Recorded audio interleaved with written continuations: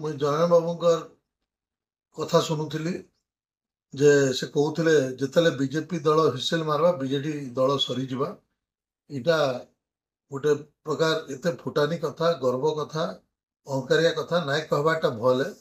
कारण गोटे दल के सारवा एकमात्र यदि किए अच्छन बाले जनता जनार्दन अच्छन लोक मैंने सारी पार्बे भोटर मैंने गोटे दल के सारी पार्बे केनी दल बा नेता गोटे दल के सारी नाई पारे।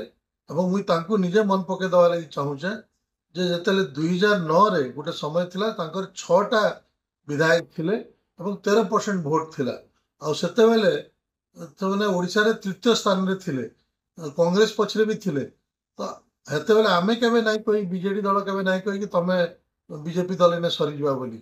तो आज सरकार अछन काली फिर सरकार रहबे किसी गारंटी नहीं न इने लोक ही निर्धारित करसन किए आगे जीवा कार दल रहबा कार दल नहीं रहे।